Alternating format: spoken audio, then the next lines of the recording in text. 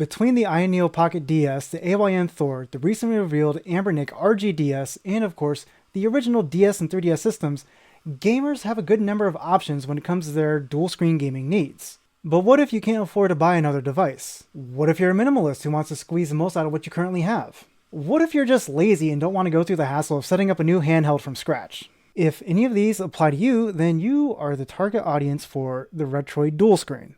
The Retroid Dual Screen is a $69 add-on that adds a 5.5-inch 1080p AMOLED display to your current device, and it fits a range of devices. For me, this was the RP Mini V2, which also has an AMOLED screen.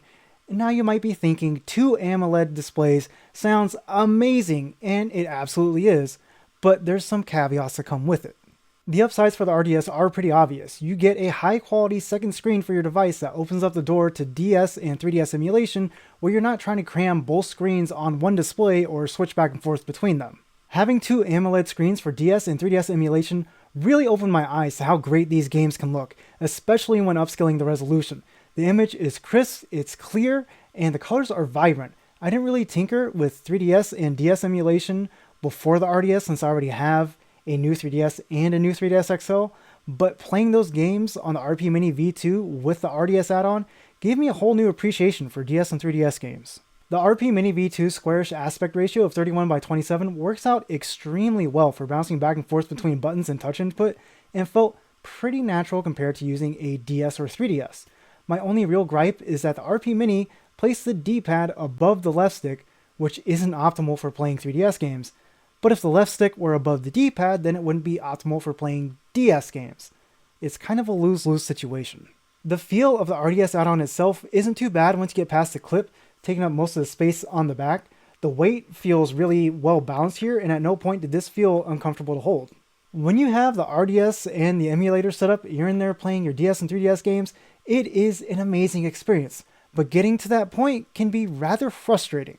The first thing you'll notice about this add-on is how it covers the volume and the power buttons. The volume buttons being covered doesn't bother me too much since you can adjust the volume through Android, but the covered power button is very annoying. Even with my small fingers, I can't reach the power button with the RDS attached, so I have to find whatever skinny pointy thingy is closest to me in order to press it. Once you get past the lack of access to certain buttons, you'll need to set up your device and emulators to take advantage of that second screen. Melon DS in particular will be annoying to set up if the RDS is a different size from your device's display and you want both screens to be the same size when playing DS games. I gave up on that endeavor and just let the top screen display images that are a bit bigger. And finally, we have to address the battery drain of the RDS. I ran some battery drain tests playing DS and 3DS games on high performance using the Smart Fan settings at max brightness. 3DS games ran for 3 hours and 2 minutes, while DS games lasted 3 hours and 33 minutes, and I didn't run a complete battery drain test without the RDS attached, but the RP Mini was at 54% at the same 3 hour and 2 minute mark without the RDS plugged into it.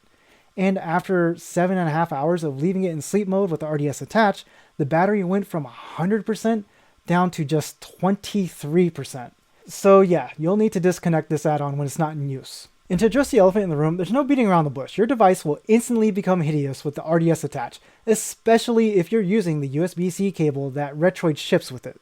The added bulk of this add-on will kill any hope of carrying around your handheld in your pocket. It's rough on the eyes when you're not using it and impractical to carry around anywhere that's not your own home, which might actually be a good thing because it discourages you from being caught in public with this monstrosity of an attachment. At the end of the day, the RDS is a mixed bag of extremes. You do get a great display at a reasonable price that will vastly improve your experience emulating DS and 3DS games, but only if you're okay with the extra bulk, ugliness, and setup needed to get there. If you're okay with all that, I believe you'll find this to be a great way to breathe new life into your current handheld. This was the video review of the Retroid Dual Screen add-on. If you guys want to check out the written review, you can head over to guiltygamer.com. Link in the description.